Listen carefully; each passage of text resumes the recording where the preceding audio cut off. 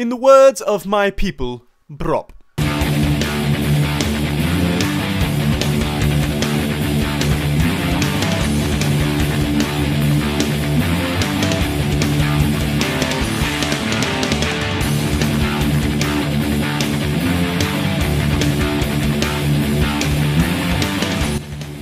Welcome to the Upshift MX podcast. And now, your host, Zach Perry.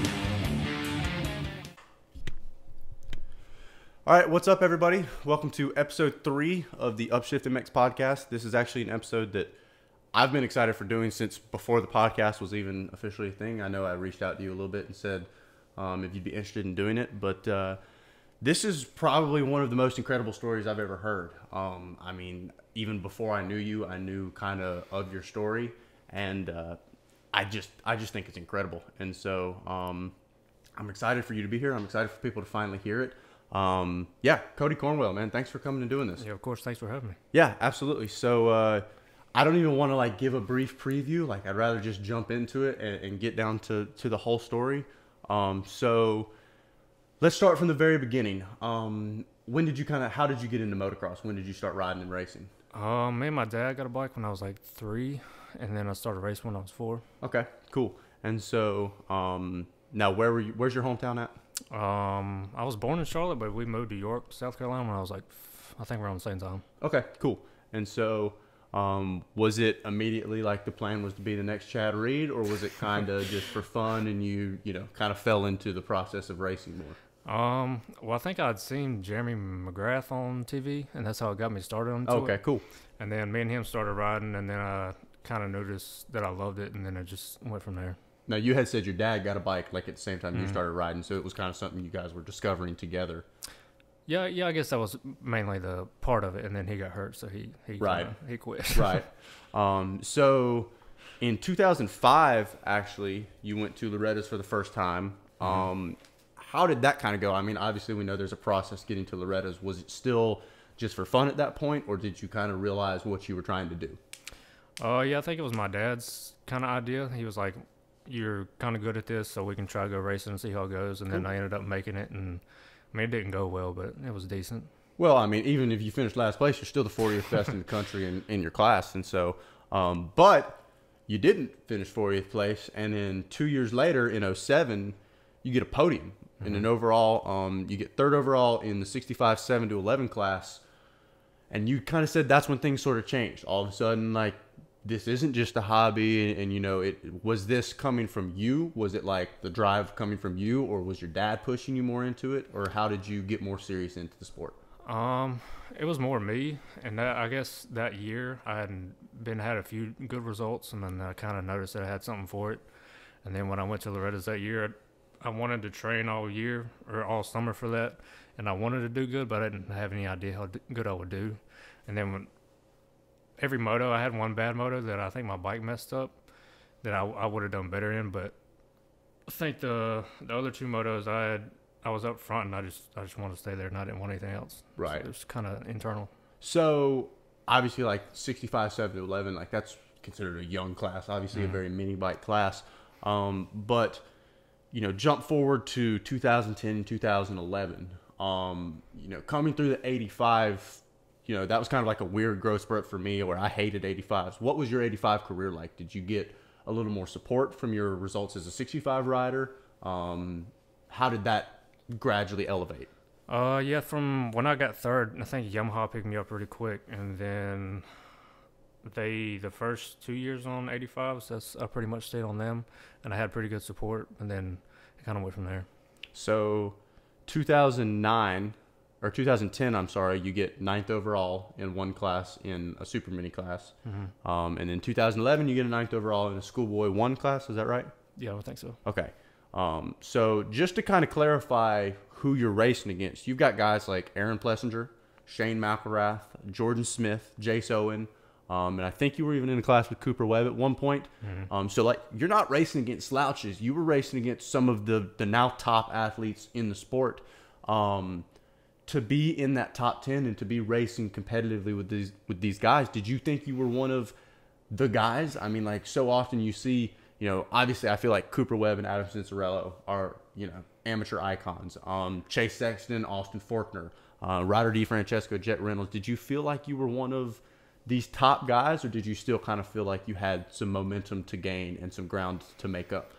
Well, I guess after I got third on the 65s, I kind of felt like I should be one of them dudes. And then when I got the ninth both of those years, to be honest, I thought those years were terrible. Really? And I thought I should have been at least top three, and I really wanted to win, but I thought those years were terrible from my standpoint.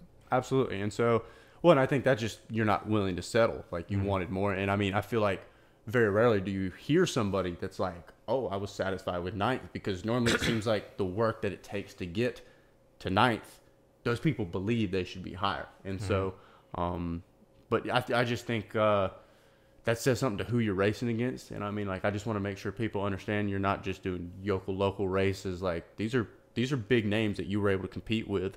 And so from 2011 to 2012, that's when things kind of started to change. Take us through just kind of what started happening, the signs you started to realize, to know something was up.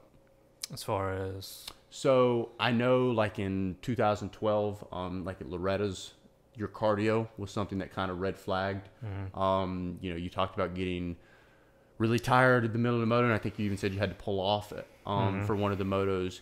Was that the first sign where you were like, something's not up? Like, I train enough to where I should be in better shape than this? Or had you kind of had some signs that something was going wrong, maybe with your health, earlier? Yeah, I guess at the beginning of the summer, I started to notice little things here and there as far as breathing, but I didn't really think much about it. Kind of brushed them off. And then probably within the first month before Loretta's, I was training hard and I was practicing somewhere, and I noticed that my cardio was nowhere near where it should have been, but I was being hard on myself and thought it was on me. Right. So I never really thought much about it. Okay. And so you get to Loretta's. Obviously, this is supposed to be like peak performance, like you're in shape. You have to pull off at Loretta's. What was the kind of mentality of that? Did you know, were you blaming yourself? Did you know, like, something was wrong? This doesn't make sense. What was that mentality like through the week? I mean, yeah, of course, at first I blamed myself, but I actually in practice I had a really bad crash, and I didn't even know if I was going to ride, but I ended up riding. And then the first moto when that happened, I was kind of hard on myself, but it was kind of weird because I kind of knew, I think I messed up my shoulder or something. So that was hurting a little bit. So that was mixed in with it. But then I couldn't breathe, but it was like I was hard on myself about it, and I didn't want to pull off. But I guess it was coming from like God or something. It was like, I didn't know anything was wrong, but it was, looking back on it now, it was just kind of weird. You just had that like feeling, like that gut feeling almost. And so, okay, going from that, leaving Loretta's, something's up. You've got this feeling that something's wrong. You tell your parents, you guys go to the doctor, maybe with the suspicion that it's like a sinus infection, right? That's how it started? Yeah, that's what the doctors thought it was. Okay. And so what was that like? Trying to find out what was going wrong, going to different doctors, things not working. What was that process like for you? Because, I mean, you almost kind of become like a guinea pig in that state, you know, where it's just like we're aiming in the dark and hoping to fix whatever's wrong. What was the process going through? Yeah, I went for a while, and then they come up with a sinus infection, and I started taking medicine for it. They gave me all this different stuff to take for it. Taking that, my mom was like, "You're not taking the medicine. You're not doing this, doing that." And I was like, "Mom, I'm taking the medicine. We're good." And then it wasn't working. I went back a couple weeks later. The day I went to the doctor, I was actually feeling fine, so I wasn't even going to go. And then my mom was like, "Yeah, we need to go just to make sure." And we done all kinds of tests. They couldn't find anything, and it was kind of bad just going. It was probably like a month or so where I was just had no idea what was going on. Yeah, you just kind of left wondering. And so you mentioned that there were times where you felt okay. It wasn't like a consistent pain. It was just kind of sporadic almost. No, it's not like a normal sick. I mean, you feel sick, but it's not like you feel fine at the same time. That's so strange. And so when finally you get to where you do realize what's going on, it was an x-ray, correct, that revealed everything. Take us through what you guys did to find out what was going on, and then what actually was going on. Yeah, when we went to the doctor that day after I was actually feeling better, and my mom, well, a couple days before that, I couldn't eat or anything, but then I started feeling better, and then we actually went and they done every blood test possible, everything possible. I sat there we got there early in the morning, right when they opened up.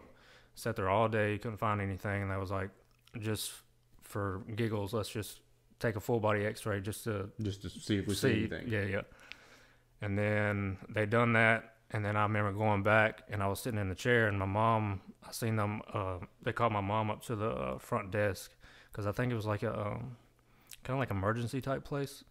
I don't remember exactly what doctor place it was, but yeah, she went up, and I knew from that point. I didn't know exactly what it was, but I knew it wasn't anything good, just the way she looked at me. And so that was kind of one of the questions that I had was, so they find it was softball-sized tumor. Is that correct? Mm-hmm. Where was the tumor at? So it was a softball-sized tumor, and it was like in between my heart and my spine and my lung. It was like in between the whole area, which was what made it so bad because it was basically beside my heart. And so because of how high risk the area it was located at, the tumor is inoperable, correct? So how did you actually get told, like, hey, you have this tumor, you have cancer?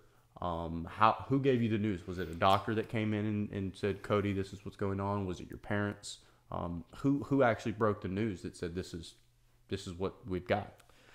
I'm pretty sure it was a doctor because me and my mom kind of like done it together, or me, mom, and my dad really, and I think they might have told her first, but the doctor pretty much told me, and they had first thought it was, I think it was Hodgkin's. They thought it was, well, they thought it was a different one, so they started chemo basically. I done immediate radiation. I done all the radiation that I can ever get. So if I get it again, I can't have any more. Really? That's how bad it was. So they immediately done radiation. That helped a tiny bit because they had an idea of what was going on, or a similar idea. And then they thought it was Hodgkin's, so they started, the radiation didn't, it done a tiny bit, but it didn't do a whole lot. Really it was kind of like, let's just manage it so you don't, basically, so you don't die. More, right. Because I was talking to my doctor a while back, and he was like, probably, if you would have been a week after that, you wouldn't have lived. Wow. So you got there just in time to. So, what is that like? Like it's difficult for somebody like me who thankfully, even though I've been injured, have never experienced anything like this. A doctor comes in. How old were you at this time? I think I just turned 17. So we're still a kid. We think we're big at this time, but you're a 17-year-old kid, and you just get told that you have not only a tumor, not only cancer, but they can't even operate on it. What was going through your head, man? Where do you go when you get news like that? Just kind of what were you thinking at that point? I guess being so young, I didn't like the medical side of it. I didn't really have a whole lot of idea about it. Right. And it was a little scary at first, like maybe the first couple of days. But then after that, I was like, all right, what do we have to do? How do we heal it? How do I get back to racing? How do I get back healthy? Just at this point, what do we have to do to just beat it? And that's kind of an interesting point. So it's gray zone lymphoma is the name of the cancer that you had, correct? Yep. And so before the show, I told him I did a little Instagram stalking, a little Facebook stalking, and publicly, at least, as soon as you got the diagnosis, you were like, all right, let's go. Like, let's take this on. We're going to knock it out. And it almost didn't even seem like it was a big deal to you. Like, you kind of took it, and it was just something that you were already looking past, and you were, thinking, after I've beaten this, here's my plan. And so was that the way it was for you? Did your mentality kind of take over to where it was something that needed to be beaten, or was there a little bit where you reflected and thought, I could die from this? I was probably in the ICU for like the first month. So I guess being in that environment, I kind of had an idea of what was going on. So there was a few moments I was like, where, all right, if I'm basically about to die, and if they don't do something, then I'm gonna die in the next week or two. So there was that reality of it, but at the same time, I was like, I can't change that. So just do what we got to do to beat it. And it was just that simple to me. So, I mean, like, you hear people talk about feeling helpless almost because kind of like what you talk medically, at least, you know, we don't know exactly what we're talking about when we get into this stuff. And so, was that kind of what you were hanging on to, was the fact that, you know, they say if we do this chemo and we do the treatment correctly, what was the chance that you were going to beat it? Were they looking optimistic? Was it like we caught it in time? Or was it like, you know, we're going to give this everything we got and just hope that it works out?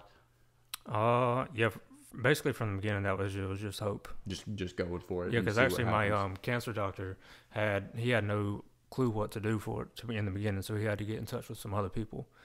And like I said earlier, they thought it was one cancer, so when they started chemo for that and nothing was working, it just kept getting prolonged. I think it was like a week or two and nothing was working. And they just, so I don't really, what was your question? Basically, it was just like, so, and we can almost move on into kind of the next question, the mentality side of it. It's just, you know, were you always like, let's just move past it, or did you get caught up in the moment? I mean, there's cancer side of it. There's not much you can do about it, but I guess I started to realize, and I've kind of always been that way with everything else in life, your mentality is most of it, if not all of it. So I was like, even the medical side of it, there was nothing I could do, and even they didn't know if it was going to work. And the chemo, when it wasn't working, they started another one, and it started working. It was like a little period where it was going pretty bad, but then it started picking up pretty quickly. But during that time, it was still the same to me. Like, there's nothing I can do about it personally. They're hoping that they can do something about it. So if they do, they do. And most things in life, if not all things, are mental anyways. So that's just the way I looked at it. Well, and I'm glad you bring that up, because I think the mental side of it is such a huge factor that I think is oftentimes underrated in a lot of things. It's way too underrated. Exactly. And so I personally feel like action sports athletes and motocross racers in general, you hear the term, we're a different breed. And I think that's true in a lot of senses, because our brains don't necessarily work like a lot of other people's. And it seems like when we're faced with challenges, no matter how crazy they seem, like, we're just capable of going for it. You just pin it and you just give it everything you have. How much do you think that racer mentality and the, you know, treating it as though it's just a challenge, you know, it's a race that you have to beat, how much do you think that played into the way you were able to tackle the treatment? I think that has a little bit to do with it, I guess, because, like, you know, with other sports, it's team stuff, so you're kind of dependent on other people to get something. But with action sports stuff, it's all on your own, so that played a little bit part of it. But it was both. I guess it was kind of a mix of both. Okay, and so going off of the motocross side of it, was motocross even on your mind? I mean, like, you know, let's face it, you just got told you have cancer. I wouldn't blame you if you forgot all about the motorcycle and you're just focused on trying to live. Was motocross almost like a support thing to you, where you were able to hold on to it for motivation? How did racing play into your recovery?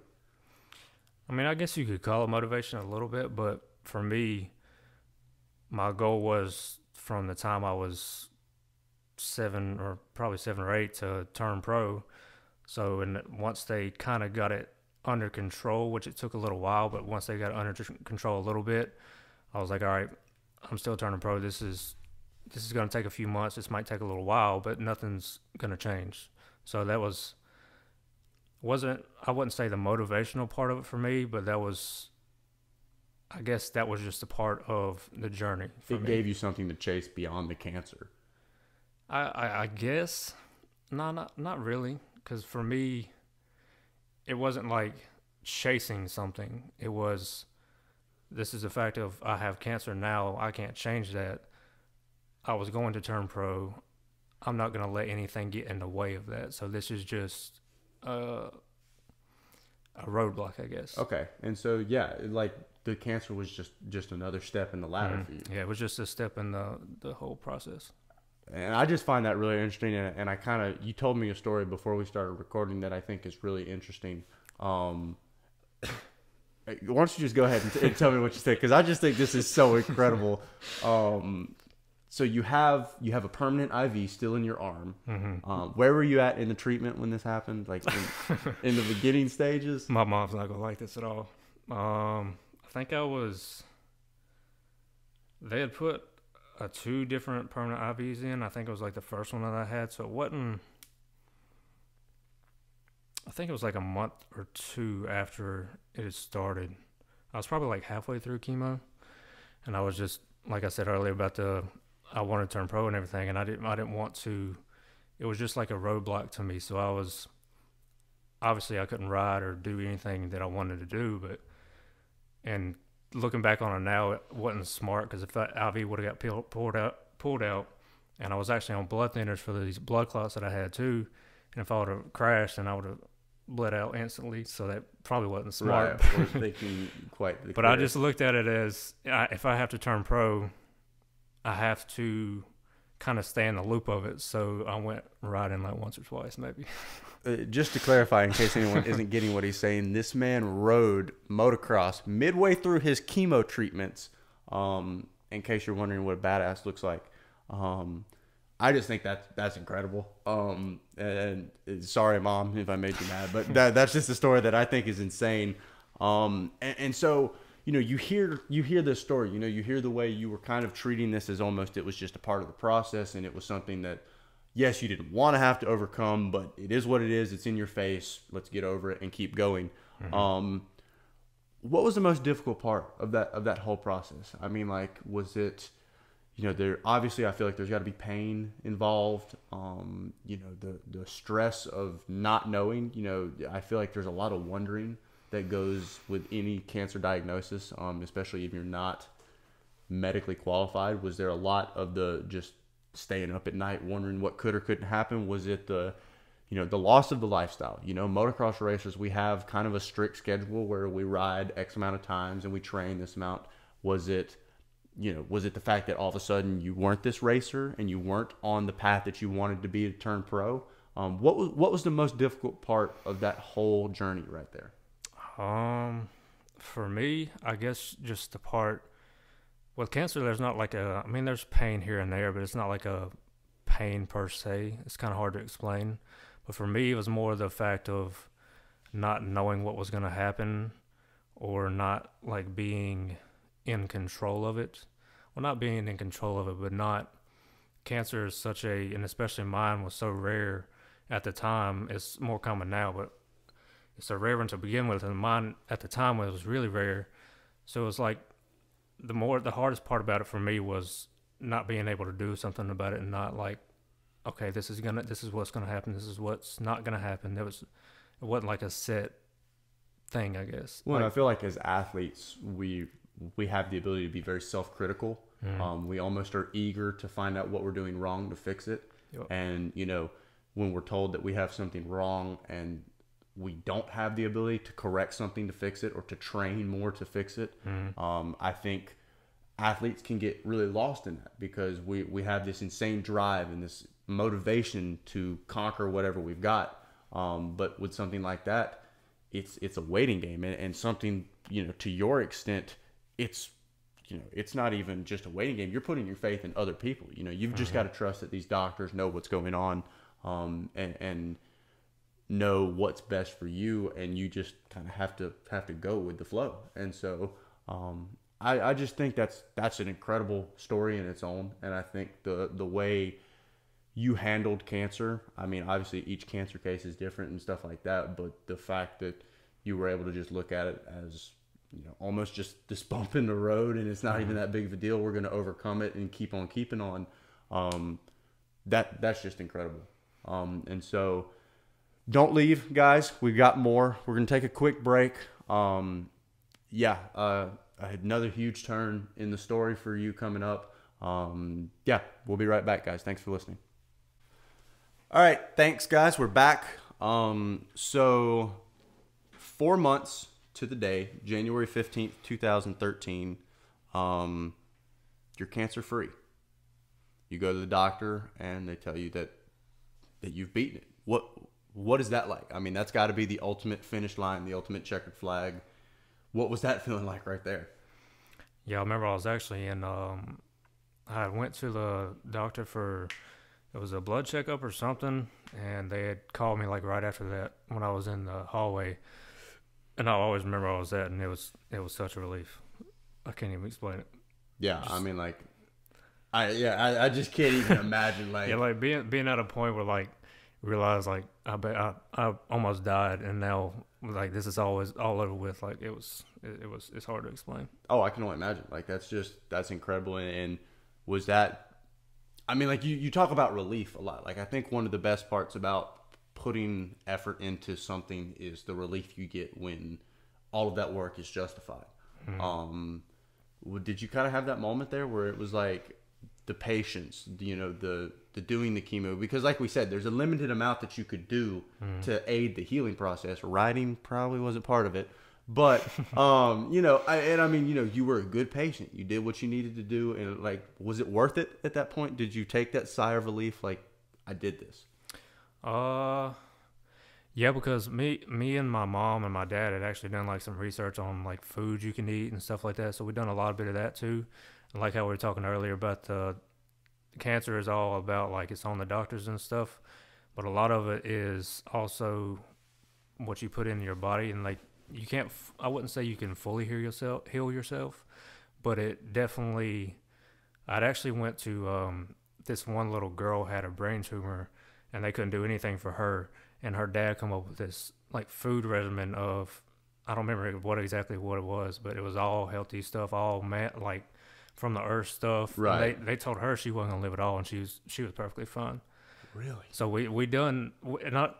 It's not that we didn't do anything at all. So we also done that side of it. So there was work put into it also. So when it was done with, it was. I don't really know how to explain it, to be honest. Well, I mean, like like you hear people that take the quote herbal side of it, where it's the certain foods, it's doing this, that, or the other thing that will lead to the cancer healing itself, and then you have the modern medicine side, the prescription, the chemo side, and it seems like you guys tried to cover your bases on both ends.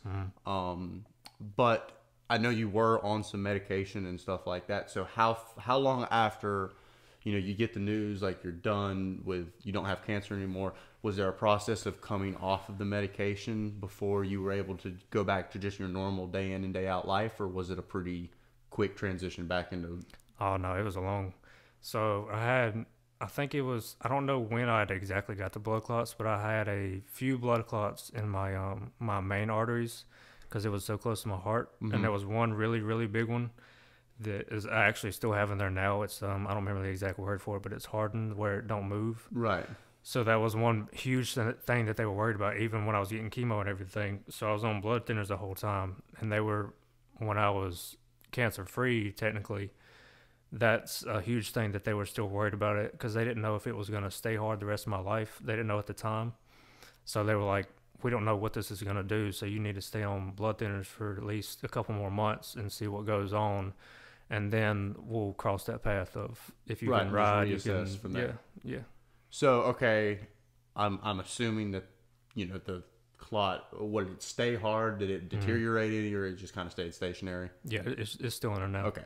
And so how long was it before you were kind of able to go ride? Because I mean, like, and you've given us some pictures that people can see as well. But like, your body goes through incredible transformations, through this whole process, between almost swelling up, to obviously appearing malnourished almost because your body's put through such a stressful time. There's a certain level of fitness that comes with riding a motorcycle, even at a basic level. Was there almost prereq work that you had to do just to get to a certain level of fitness to where you were able to ride a motorcycle at all? Oh yeah, 100%, of course. Because I was like, before I'd started the whole chemo stuff, I was probably like 140, 145, and I was 17, so I wasn't huge. I mean, I'm not a huge dude to begin with. Yeah. So I was like around 140, 145, and I think I got down to right at 100 pounds, or maybe a little bit less than that. So I lost basically every muscle that I had. 'Cause I remember I was sitting in the bathtub one day and I couldn't even sit down because my butt was so bony. It was just bone contact. So I had basically. to, besides the fact of the whole blood clot stuff that I was dealing with, I had to put in a lot of gym work before I could even ride to my potential at all. Honestly. Well, and a lot of that is eating too. I mean, like you hear about people that struggle to put on weight. It's difficult for them to eat that much. I could never eat when I was on chemo. Really? And so it was was it like a nauseous feeling that you got with it? Yeah, like while I was on it, it was a nauseous thing, but the thing that was bad for me, I got mouth sores a lot, like as soon as I would get home from it. So I was like on and off. It was like a week and a half on chemo, home for a week. So the week and a half, I would basically not eat. And then when I would go home, I would instantly get mouth sores, and I couldn't even hardly drink water. So I would be at home, I couldn't even hardly eat. So I basically went 4 or 5 months with not doing nothing. It on both ends there. So, what was the most difficult part? Was it trying to build the muscle back up? Was it because this was so close to your heart? And I know you had said you were having some problems with your cardio beforehand. Was that the biggest part of it? Was trying to get your heart rate back in shape to where you were able to run motos at race pace? Or was it just the muscular side of getting the size back to where you could control the bike? The muscular side of it was pretty easy because my dad, he knows about all that, and I've always kind of been in the gym, so that came pretty quickly. But I didn't. It was more the cardio side, and I guess not doing stuff for so long, and on top of that, like chemo, it just does something weird to you. So it takes how long it should have taken, like regularly, even if I was in that shape, it took a lot longer than that, just because of because chemo basically kills you without killing you. Right. It kills you to save you, basically. And so, like with that, obviously you had to kind of build, growing back up your fitness. Your riding, how long was it before you were back on a bike? Like consistently after you were diagnosed or you were cleared from cancer? Yeah, I think I was clear in January. I don't think I got on the bike consistently until maybe mid that summer or somewhere around there. Okay. And so, we know the old saying, it's like riding a bike, you never forget. Was the speed still there? Like, did we still have it? Hell yeah. Okay. So, and so with that, like we've talked about the racer mentality, you get back on the track and all of a sudden, like, you're not quite as far back as you thought you were, or, you've at least got a base that you can build off of. Did that just reignite the flame for you? Like, were you like, we're back on schedule, let's get to work? Mm-hmm. What was the plan for the rest of your amateur career as far as the process to turning pro? Oh, yeah, I guess when I started riding that summer consistently, and there was like I don't remember one specific day, but it was one time where I could feel my cardio was like, okay, I can go at least 5-6 laps and go hard and do whatever I want to do. Like, I need to do it. And I was like, all right, let's go. And I want to do some sort of races. I think it was later that fall that I was shooting for. It was just like local races, but I was like, all right, as soon as possible, let's get racing. So as far as getting back behind a gate, were you able to adjust a race pace pretty quickly? I mean, like for me, I'm a pretty crappy practicer, but it seems like when it's race time, I perform better. Mm-hmm. But a lot of riders talk about it's difficult to get that racing intensity, especially as an amateur if you're not riding with those guys. When you were able to line back up, did it kind of come back to you? Was the race, the racing smarts, able to read the riders in front of you and stuff like that? Was that all still there for you? Oh yeah, that was all still there. It was more the side of the whole cardio and being in shape. Because honestly, I didn't really get back. That summer, I was getting there a little bit, and that's why I went racing, because it was good enough for that. But I didn't really get into real shape until probably the year after that. So it's 2014, which is the year after you've been cleared for riding. Yep. So say like January 2014. What was the plan for your amateur career? I thought I had read somewhere your plan was to go pro in 2015, correct? I was planning on trying to do some nationals that summer. Okay. And so you were kind of trying to get to that level of training and that level of riding. So let's fast forward to March. It's March 15th. Where are you at, and what are you doing? What track are you at? I think it's a track called Silver Creek in Morganton, and I was doing. I mean, I was doing motos, but it was more like me and a few of my buddies went up there. It was more like a kind of a getaway. Like I was doing motos because I knew if I needed to turn pro, I needed to do as much as I could because I knew where I was at that point, cardio wise, and everything that my body had been through. So, but at the same time, that day was kind of more of a fun side of it, and then so it was more. Yeah, I could say it was more of like a fun type day. So, and I haven't been to this track for, so I don't really have an idea. But it's like the last moto of the day. You're like, let's do one more, just go out. It wasn't a super stressful day. I'm assuming if you guys are just hanging out, like you're just trying to put in some laps. Mm-hmm. You coming off the face of a jump, and your chain breaks. And when you hit the ground, something's not right. Something's different. Do you remember the crash? Yeah, I remember everything. So kind of take us through it from your perspective. Obviously, you as a rider can kind of tell when something's wrong in the air when you're going through the air. How did that happen for you? How did you come to figure out what had happened following the crash?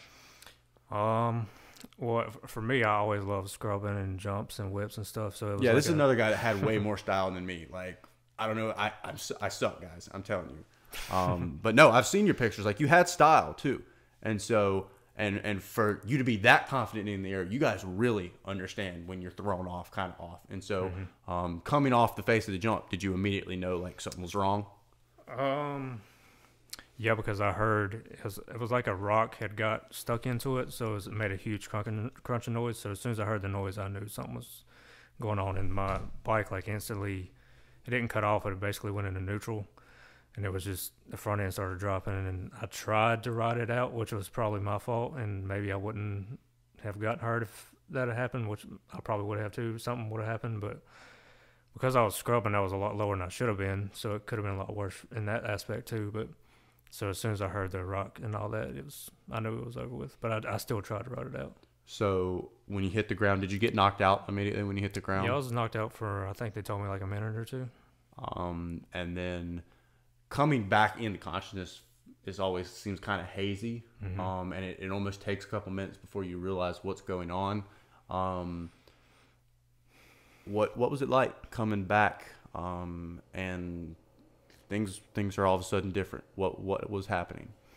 Yeah, because at first I'd been knocked out I don't know how many times. So at first I was like, I knew I was just waking up, so I was like, let me just take a second, just gather myself and be all that. And then I started to notice like my body felt really, really heavy, like especially my legs.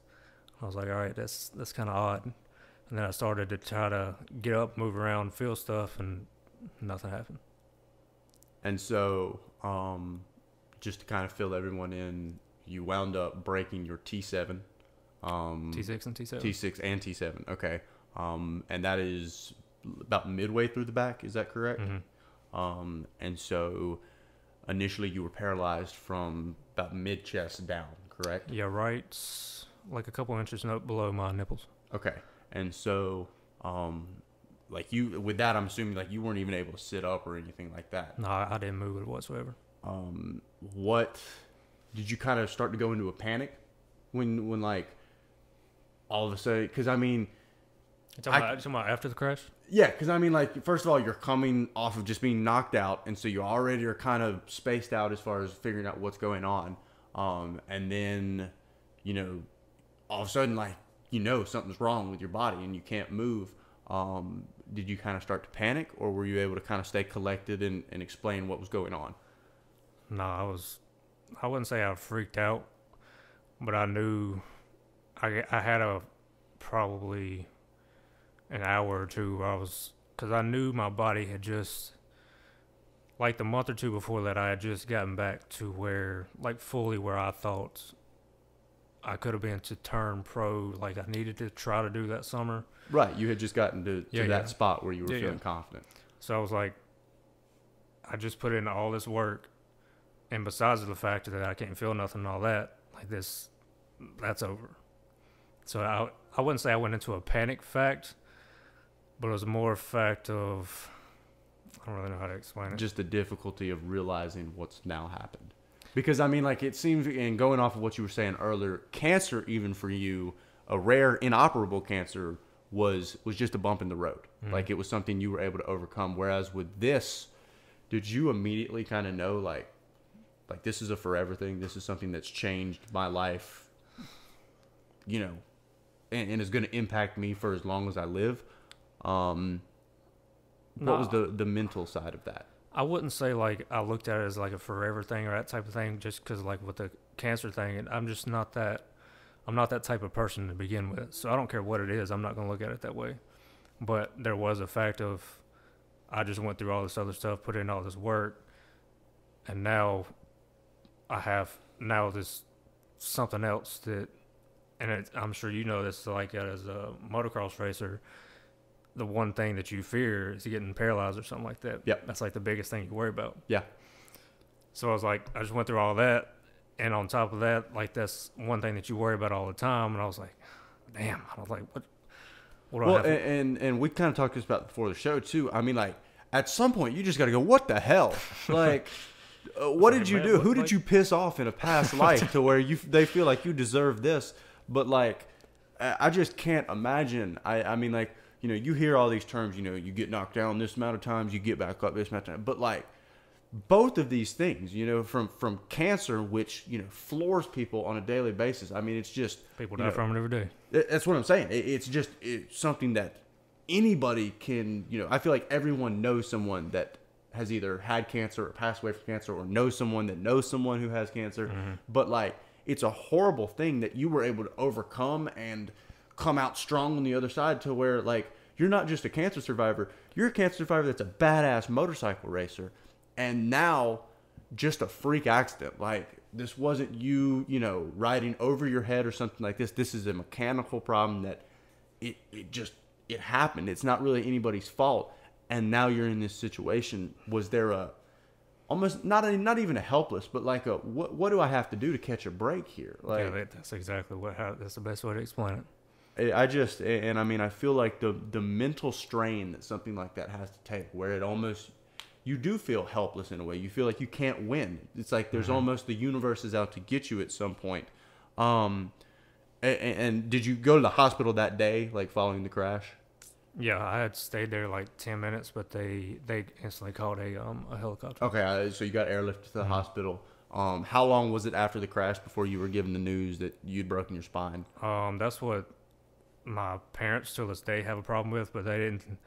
I think I had went to the doctor, or they had flown me out at like 1 or 2 or somewhere around there, and I didn't have surgery until that next morning. But I got to the hospital around 9 or 10 or something like that, 8. And so you were just sitting, kind of waiting. Oh yeah, I was just chilling. What were those hours like? Like, I feel like that's the dark point right there, where like you want to talk about, you know, not being able to do anything. You can't do anything literally at that point. I mean, like, that's a whole new world for you. And were you able to speak like easily and clearly when you were okay? And so, you know, at this point you are relying on your parents and you're relying on the doctors, and they haven't even gotten to you yet. Like, those hours I feel like had to have lasted what felt like days for you. Yeah, right when I first got to the hospital, yeah, a little bit. But then I remember when they was taken to me another room or something, and that was kind of like my turning point, where how we were talking a minute ago about how I was kind of the scared part about it. That was kind of my turning point, where I was like, all right, I don't care what I have to do. This is not going to change me. I'm not living my life like this. This is not, I don't know exactly what's going on right now, but whatever it is, I'm going to beat it. So I was like, I looked at one of my friends. I was like, all right, take a picture, because I don't remember this moment. And the picture I put on Instagram, that's where that picture came from. I mean, dude, that, like, if that's not badass right there, I'm sorry. Like, that's just incredible to me, because I mean, like, I've been the guy in the hospital. Like, I've gotten hurt, and you know, I've gone to the hospital, and like, I'm pissed off, A, because I've gotten hurt, B, because I can't ride anymore. But like, you know, maybe a broken shoulder or something, but like, at the end of the day, I'm gonna be fine. Like, it's not a big deal. And you know, you're paralyzed from the chest down, and for some reason, you're able to just be like, no, like, this isn't it for me. Like, I'm able to, and I mean, like, I just, and you're a very humble guy. You know, you come across very unsuspecting and stuff like that. But I think just your mental strength, man, and your determination, I think is just something that people need to just take notes from, dude. Because I mean, like, I'm telling you, that's just insane to me. And you're saying it like it's no big deal. And I think you don't give yourself enough credit, man, because that's. And I think that helped you so much, you know, whether it be through the cancer process, like what you were talking about, or you know, the improvements that you've made so far. Like, dude, that's just unbelievable. And so, you know, you're able to find this motivation and this fire.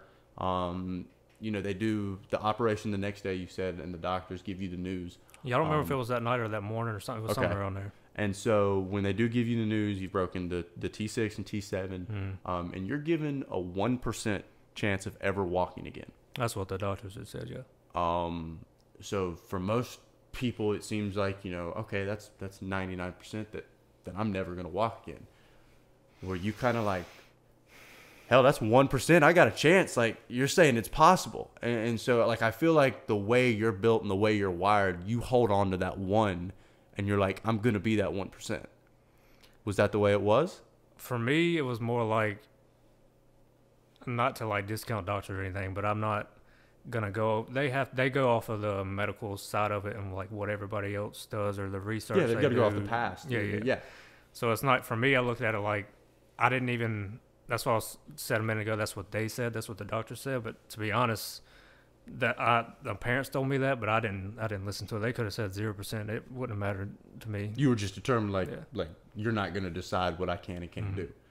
And so something that I think is interesting, you know, the phrase "never give up." Now you had at one point, and I think this was during the cancer process, you had kind of messed around a little bit with your own clothing company, just some T-shirts. 696 Clothing, is that the name of it? Yeah, because initially, like when the whole cancer thing started, I didn't like, my number had always been 696 since I was probably 12 or 13, somewhere around there. Because I went to a national and they gave me that number and it just kind of stuck with me. So it was always a part of me. So when that cancer thing started, everybody else, I mean, I would have liked to have picked that to like stick with, but everybody else kind of, like, they started this whole 696 over everything, just like little slogans or whatever you want to call it. So everybody else kind of went with that. And then I was like, if I can use this to help other people, and I like designing stuff and this and that, why not use this, because people already know about it. Yeah, and I feel like that's an easy way. I mean, like, not like an easy way out, but well, yeah, and I think it's a great way to get your story out. I think motorcycle racers, we identify with our motorcycle number. Yeah, that was a main part of it, and especially 3-digit numbers. You know, there's a lot of people that are number 16 like me, but 696, you're the only person that I know that runs that. And so I think that gave you an opportunity to kind of be individual. But the term "never give up," and we've got a photo of you with a shirt on, a 696 Clothing shirt that says "never give up." That seems to kind of be a topic and a theme for you. Do you feel like that's your mindset in most things, whatever it is? If you, I mean, I feel like you've been hit with the biggest things you can get hit with. You know, cancer, paralysis, like, and you're never giving up. That's just you? Yeah, that's with everything in life. There's just, some things are bigger than others, some things are harder than others, and you just take it for what it is. And at the end of the day, you just have to never give up. That's awesome, man. And I mean, like, I can't help but almost get emotional, dude. Like, it's so inspiring to be able to see somebody, you know, I sit here and complain because I have class assignments due and I have work and stuff like this, but for you to be hit with what you're hit with, you know, and especially, you know, with this right after beating cancer, and not even be fazed by it. Like, why not me? I can beat this. That's just, it's so motivating. We're going to take one more quick break, guys, and then we're going to get into Cody's recovery, the physical therapy, what he's been doing, and we're going to wrap this thing up. Thank you guys again for listening, and we'll be right back. So kind of recap where we were. So you've been paralyzed from the chest down. You've basically decided this isn't the end for you. You are going to beat this, and you're in the process of starting your recovery. How soon after the injury were you into some sort of physical therapy or something? well, right when I was in the hospital, I'd done everything that they would let me do. And then as soon as I got home, I think it was something to do with my the plates and everything that I got, but I couldn't do, as far as like going somewhere and doing hardcore stuff, I couldn't do stuff for a few months or something like that. But as soon as the doctor was like, all right, you can do whatever you want to do, I was, all right, let's go. So the motivation was there. You were basically, anything I've got permission to do, I'm going to be doing. Yeah. And so from the chest down, were your arms affected? No. And so you could move your arms freely throughout this. Mm-hmm. How did you started doing therapy at a place called Race to Walk. Kind of take us through how you found them and then what they actually are and what they do. Well, I was actually, when I was in the inpatient part of it, it was the floor that like handles that type of injury or whatever, and they had told me about it because there's not a whole lot of places across the world or especially in the United States where they have that type of stuff. So I was like, is there any possible where do I go? What do I do? And they initially told me about it, and then as soon as the doctor told me about it, I was like, all right, let me go and check it out and see what's going on. So when you got over there, and from what I was able to understand from they're like a sports-specific injury type of place where they help with those types of injuries, or what is their goal at the Race to Walk? Yeah, it's kind of in the name. So it's those for that are paralyzed. Paralyzed, stroke, or anything related to the nervous system. Okay. And so once you got into their program and were able to start working with them, was there a big difference in the technology that they had and the therapy that they were doing as compared to other places? Like, were you able to step up the game for, all intents and purposes for your rehab there? Yeah, because they have a lot of equipment, so I guess you're stepping up in that sense. But I had like braces and stuff, and I was also during that time, I was doing a lot of stuff at the outpatient stuff at the hospital too. So I was doing a lot of stuff there, and that was during that time, like getting up, I didn't have anything at all. So using like the braces and that stuff was, I would say, had a lot to do with stuff progressing more. But I was going there and the Race to Walk, and I was doing stuff at home. So immediately following, like once you get into therapy, what were those first, I guess, couple months like? I mean, as far as progress goes, I've heard paralysis is one of those things where you go for a long time to get a little bit of results. And so, was there a decent amount of progress in the beginning? Was there no progress? What was it like the early stages of trying to come back from this? The first few months, it was nothing at all. Well, probably the first year at all was nothing whatsoever. And then I started seeing like little muscle stuff here and there. But I couldn't like use it fully, or it wasn't like perfect or nothing, but it was like stuff, me trying to do my own.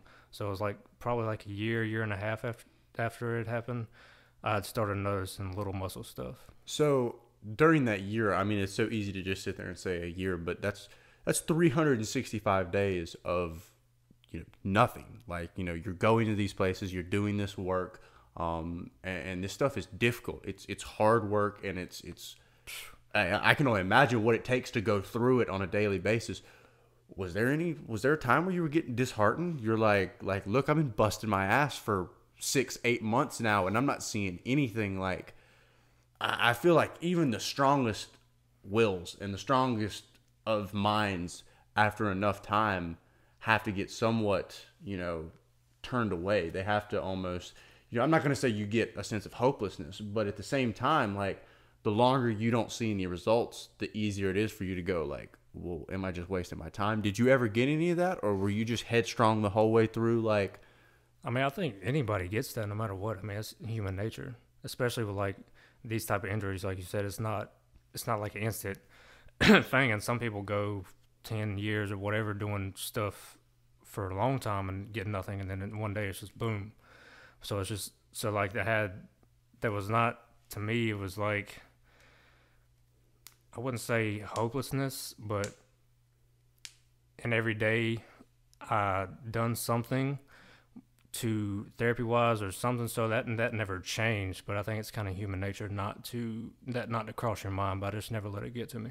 And so once you started seeing, little things here, whether it be a muscle fire back up or something like that, were you able to kind of take those little wins and just hold on to them and use them as motivation, or was it kind of just you weren't satisfied?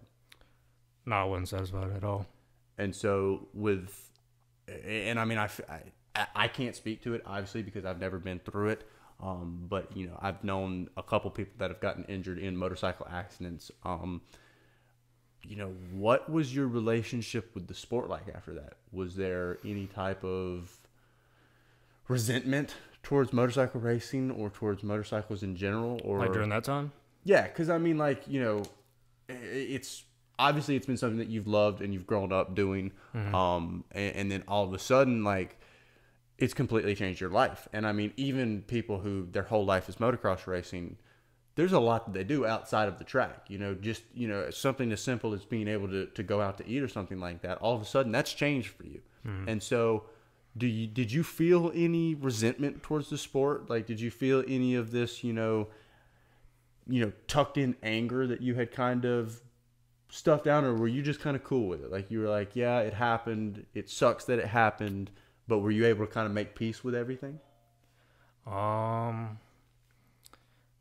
wouldn't say resentment, but I'm not going to sit here and lie and say that I still watched and kept up with everything, but especially like during that time, that was like when we were talking earlier about at Loretta's, when I was racing those people, that's when they were turning pro and like getting good in their, whatever you want to call it. So that was more the hard part about it to me, because I was seeing all the people that I've been racing with and beating at certain times and this and that. This is where I should be, and like I always said earlier, like, what the fuck? You've done all this stuff. You put in the work. You didn't take shortcuts, and yet somehow you're still in this horrible situation. So I'm not gonna sit here and lie, not say that didn't cross my mind. Well, and I mean, I don't think anybody can blame you. I mean, I think all of us at any level, we see these guys that we run with, that we're at the local tracks. We're at the same tracks, and even if you're not competing with this guy, like if this guy shows up to the track, I'm usually a little faster than him, I'm usually a little slower than him. But for you, like, you're with some of the leaders of amateur motocross racing. You've been going through this crazy battle of ups and downs, and all of a sudden you're back up, you're feeling like you've got a shot, you've got this hope, and then boom, all of a sudden it's snatched from you in a second. And it's not like you were finishing way behind these people. You were in the mix with these people. Like, they're pro riders now that you were beating at an amateur, at Loretta's and stuff like this. I feel like that's got to be difficult to watch. And when you watch a race nowadays and you see those guys that you were racing with, do you feel like that should be you? To a sense. And I told my mom this other day, now that I've started like recovering more here lately, I still want to race, even if it's just for fun. I mean, I'm not going to say I've been at it for a while, so I can't just go back and get a ride and have everything free. So, but my goal, I'm still planning on doing at least a couple supercrosses here and there at some point. And so, like, and I think one of the things that's kind of crappy about the motorcycle world is you hear it all the time. You're only as good as your last race. And this sport is very quick to forget. And so, right off the bat, still, I don't feel like you got a ton of attention, like a media attention or anything like that. But you did a couple of stories with a couple of different websites and stuff like that. What was that like? Like, when you got that opportunity to kind of get your story out there, did you think maybe you were going to get not even like followers like on social media or anything, but just like some people interested in your story? Did you think that was going to help kind of build your name up and what you were going through? I mean, I didn't think about it, but I knew like that's what I wanted. But I knew, like, from the whole cancer thing, when that all started, people had been following me for a while, and then when this happened too, it kind of made it even more like a double thing. So I knew, like, people followed me, and like that was a part of the whole thing. But it's not like I was wanting to set it out, and like when people, I wasn't getting as much as whatever you want to call it. It didn't really bother me, honestly. And so, with that, like what we were saying earlier, coming back from an injury like this, it's not, something that's going to take a year. It's not something that's going to take 5 years. It's something that, is A, different in every case, and B, can take as as long as you want to say. Yeah, some people never get anything Yeah, back. exactly. And so was that one of those things where you kind of, because here recently you haven't been super public with things that are going on. Did you take that into consideration? You didn't want to update people, if there wasn't any news or anything like that. Was there any reason that you kind of stepped away from sharing a bunch, or did you just kind of want to be able to take a break from letting everyone else know and you just focus on what you're doing? Yeah, it was more. Yeah, part of it was I just wanted to focus on myself and get me right, but most of it was like how we were talking earlier about like a year and a half. I'd started seeing progress. I mean, it wasn't huge, but it was like little muscle stuff here and there, and there was some other stuff that was going on, and it had kind of from day one I have worked my ass off, and there's not been a day that I haven't done something for it at least. Absolutely. And most days it's multiple times a day. So it's not, there was like a point where stuff was going away, which I think is related to the chemo, which I'd actually met with my doctor today about. So there was a point where I went, like, stuff was going away. So I was like, I was doing the same stuff over and over. So I didn't really have, a part of it was I kind of wanted to focus on me because I wasn't, to me, where I thought I should be. And that's just me being hard on myself. And two, there wasn't really much that I could share because I was doing stuff every day, but I wasn't having like, I've got up and jumped around or walked or so there wasn't like much I could say. Well, and like people are horrible about, while you may be doing the same thing day in and day out, they almost feel they deserve to know what's going on only when something's been done new. Yeah, and that was part of my reason of kind of wanting to come out and say something too, because it's not like people have come out and said like, "Oh, you're quitting, you're a piece of shit," or whatever, anything like that. I've heard like little things here and there of like people like giving up or not following me, which I don't care about followers to begin with, but like people like kind of moving on. Yes, and like I'm still working my ass off every day. Nothing has changed. Well, and I feel like it's so easy too for somebody like us, where it's like we don't deal with the day in and day out struggles that you're dealing with, and we're not waking up every single day with this goal to try to recover and to try to improve just a little bit. Whether it's just getting a muscle to fire again, you've got these struggles and these fights that you're doing day in and day out that a lot of people don't take the time to actually think about, and I think that's. It's something that's kind of sad about our generation. And I mean, you've seen it with several different riders that have gotten hurt. I mean, from people like Ian Treadle, where, he was a big name growing up through the sport and then got hurt and kind of isn't mentioned a lot. Jesse Nelson, who was a big name growing up, who got hurt. And I think it's kind of a crappy part of society nowadays. We're just so eager for, I don't know, that thing that catches our eye that we don't actually sit there and think about what you're going through day in and day out. And like, some people say, oh, well, it's hard to watch because it's the same thing over and over again. How do you think you feel the same day over and over and over and over again, and you're not getting any results? And something that you touched on just a second ago that I'm glad you brought up, you're in a very unique situation. There's not a lot of people out there that have been through what you've been through and now have this type of injury. How is your cancer and the treatment that you got with that affecting your recovery from the paralysis? Well, it's initially, like right after I had crashed, I went to, because I still have to go to checkups for cancer even to this day. It's not as much as it used to be, but when I had met with my main doctor, I was like, do you think, because it was the same area and everything, I didn't know for sure if it had anything to do with it, but I was like, it's the same area, everything that the chemo was, the tumor, everything was centered around. It just seemed kind of odd to me. Right. And I knew chemo weakens your bones to begin with. So I was like, do you think this had anything to do with the reason that my back broke to begin with? Do you think something's holding it back? And he said, I mean, yeah, obviously that's kind of obvious. Yeah. But I didn't really think, get into the details about, like, could it be affecting, like, something now or whatever. And then I just started thinking about it recently and just researched some stuff and found out that one of the chemos that I had affects your nervous system and can cause, like, a little not full paralysis, but a little bit of like the motor muscle side of it going away. So it can cause that to begin with, and tingling and stuff. And I still have tingling in my fingers, some muscle spasms in my hand, which is from the chemo. And I told my doctor about that. And I was like, do you think this could have something to do with it? And they was like, I mean, that's kind of obvious, but there's really nothing, there's not a whole lot you can do about it. Well, and I feel like, you know, like these doctors say it's kind of obvious, but like it's not obvious for people like us that didn't go to medical school.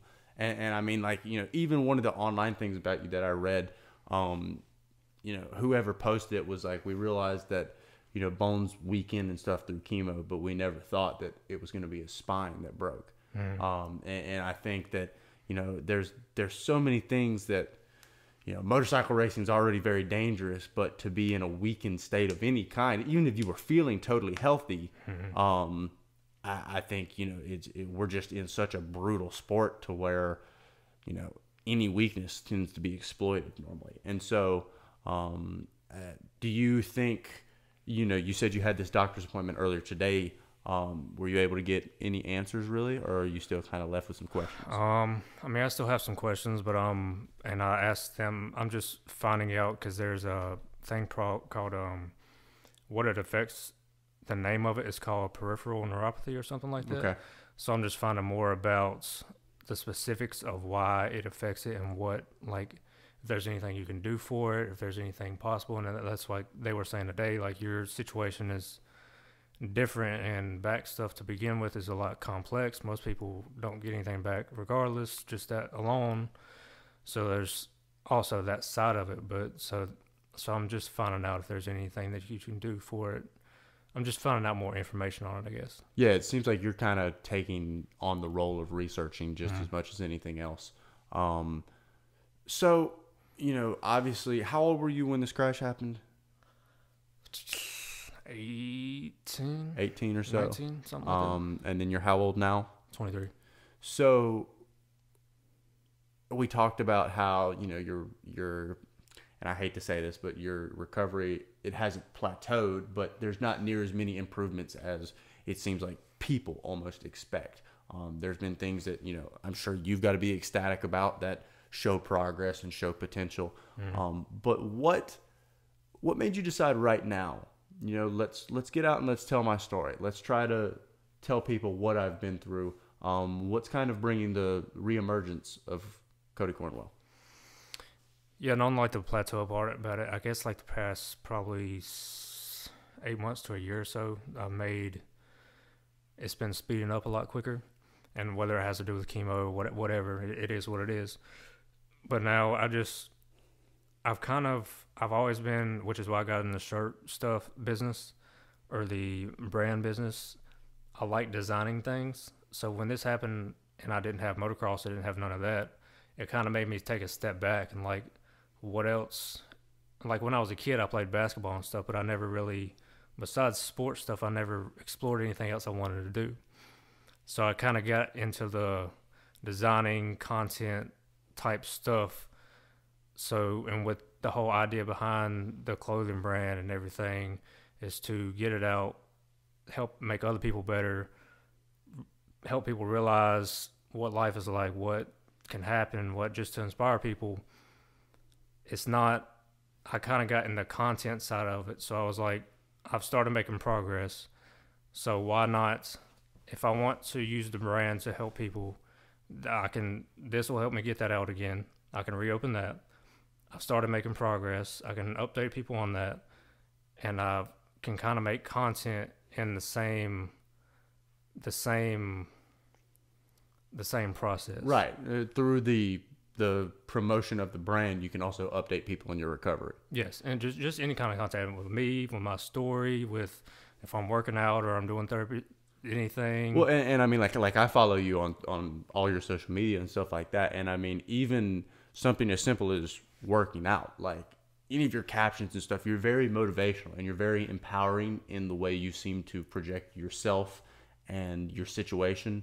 And so what, you know, I kind of told you what I was wanting to do with this before you came on, and how I wanted, you know, I wanted you to get deep with this, man. I wanted you to be real and be as honest as possible. And what are you hoping people take from your story? I mean, just sitting here talking to you, man, like, I'm not bullshitting you. I'm not just trying to pump you up. Like, you're an inspiration for me, man. And I mean, like, I sit there and all the stuff that I'm stressed out about and all the stuff that I'm, you know, so pissed off about, like, I just feel like a loser right now. Like you've you've overcome the things that I fear most. You know, like, it's people's worst nightmares to get told they have cancer. It's people's worst nightmares to be told that they're paralyzed.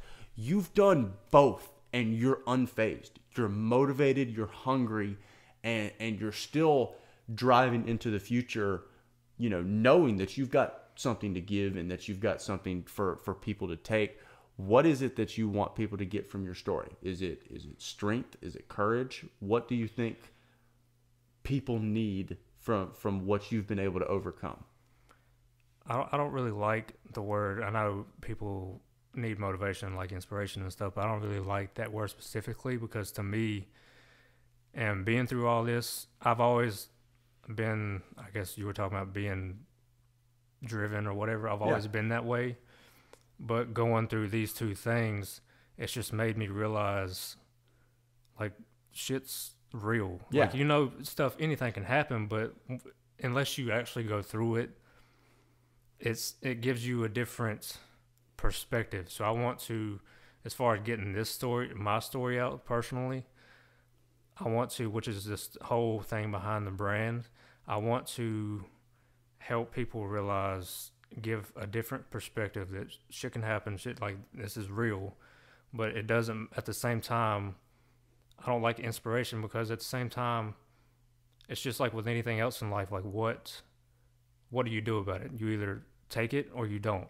So you either, whatever it is, no matter how big, how little, whether it's your job, whether it's something health related, whether it's a relationship, never settle.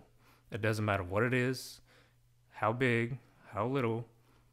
Take it for what it is, never settle, and just do anything you want to do, and do what you have to do to get to where you want to be, whatever you want to do in life.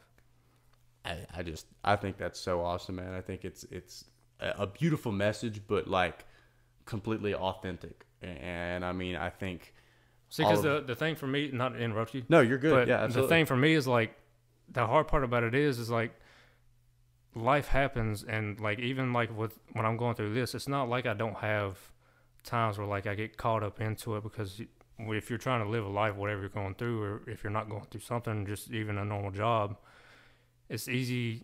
If you're living, it's easy to get caught up into it, and you just have to remember, never lose sight of anything that you want, and just go for it, man. Just go for it, dude. I'm speechless at this point. I can't thank you enough for coming on and sharing your story. Thank you for having me. Dude, it's touched me personally, seriously.